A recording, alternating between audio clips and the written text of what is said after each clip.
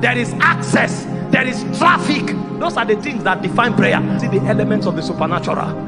And that's why all our testimony of prayer today begins and ends with prayer.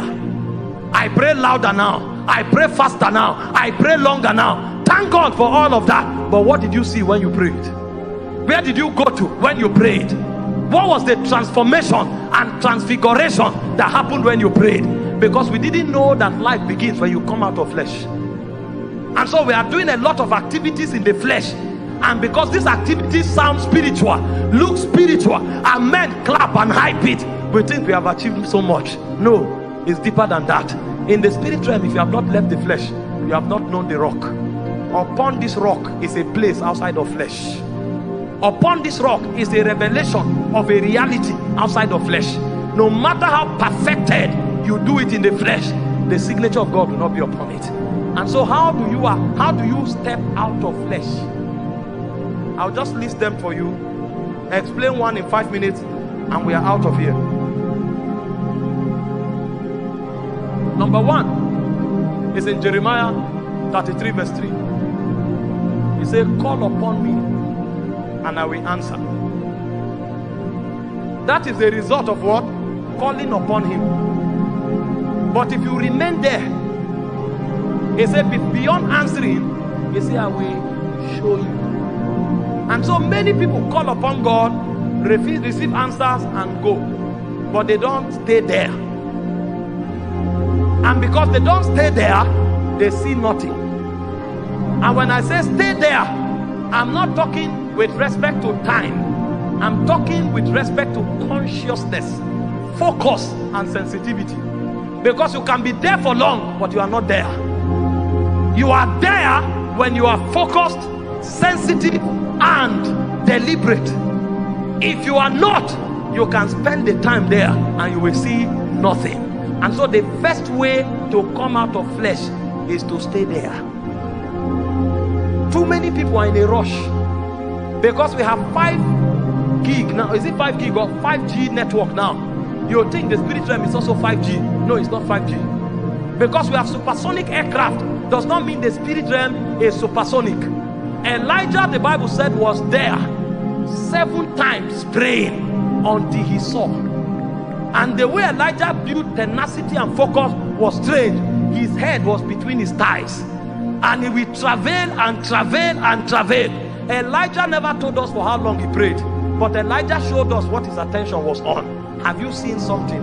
Have you seen something? He was searching, he was surfing the realm. So a man who stays there is a man who is sensitive, is a man who is discerning, and is a man who is focused. That's the only man who can come out of flesh.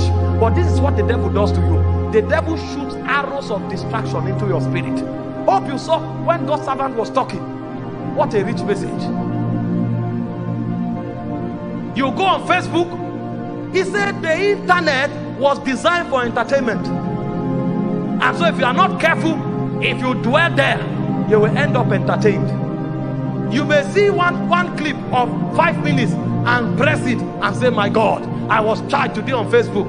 But you press something for 5 minutes, whereas you watch pictures and careless things for 4 hours. Do you think that thing you saw left when you took your eyes away? It didn't go. They became baggages in your soul. And so the more you see the internet, the more you will live in the realm of the internet. But if you want to come out of flesh, you will shut everything out and shut everything into God. In focus, in tenacity, in sensitivity, until God shows you something.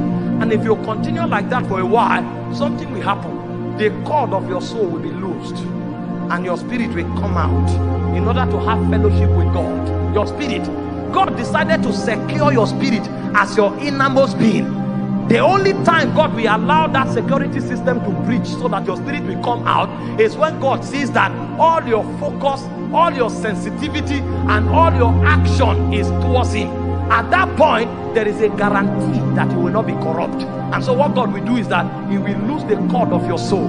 Your mind will give way, your emotion will give way, and your will will give way, and your spirit will come out to interact in the realm of God. That's when sounds will begin to come. That's when light will begin to come. But if you just call upon the name of the Lord, receive answer and run away, you will receive your answer, but you will live in the flesh.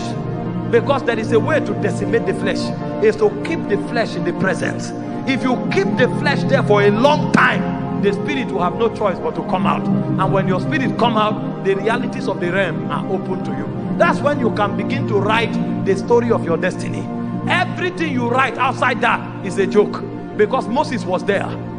Moses wanted to kill the Israelites with stick. Do you know the power of Pharaoh? Do you know the authority of Pharaoh? Do you know the vengeance of Pharaoh?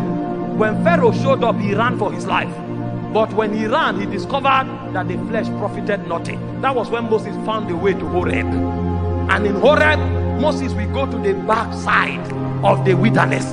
And he was there. The moment there was a traffic in the spirit, he picked it. Because at this time, every baggage of Egypt, he had dropped it. If you still carry those things you touched in Facebook to the prayer altar, when you call God, he will answer. But until those baggages leave, you can't see. If you carry the baggage from your relationship to the prayer altar, if you call God in faith, he will answer. But until those baggages leave, your spirit can't transit. And so after God answers you, the journey of waiting continues. And waiting is not time bound, it's focus bound, it's sensitivity bound, it's discernment bound. And if you stay there for a while, when you start seeing, your spirit will be educated of the portal that lead to the spirit realm. So the first way to traffic out of flesh is to wait.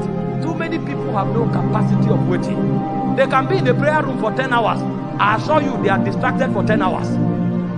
He's praying and doing like this. When they turn the camera and hear him, Ibaba, because he knows they are streaming the prayer on Facebook. What a spiritual way to be in the flesh.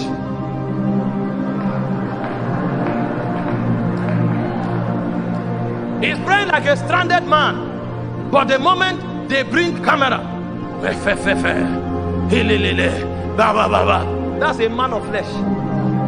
Ask him what is God saying, he doesn't know. Ask him where he's going to, he doesn't know. And he brags in prayer. You are a Pharisee. You want to come out? You must build sensitivity. You must build focus. And you must build discernment. You will stay there until the elements of your spirit man is awoken. That's where your reality is born. You will never come out of flesh. Listen, you don't come out of flesh from a Bible school. You come out of flesh when you wait in the presence.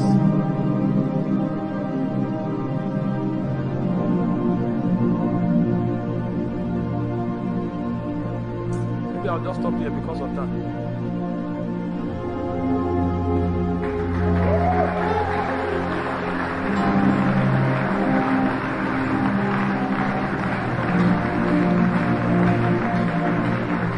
Let me explain something. The Bible said you were dangerously, terribly, scaringly, and wonderfully made. You know what it means? When you were made, nobody was there. He said, before you were formed in your mother's womb, he said, I knew you. So the person who was describing the action when you were made was not a man. God was the one talking. The person who said you were dangerously and wonderfully made, God was the one saying it. That means when God made you, you fascinated him to a point that he almost looked as if you will rise up one day to dethrone him. Hope you know when he made man, he said, let us make man in our own image. That means you'll be wrong 1,000 times if you say a man resembles anything apart from God. Anything, be it another man, anything you say a man looks like, you are wrong. The only thing the ideal man looks like is God in his glory. That's why John came and said, as he is, so are we in this world.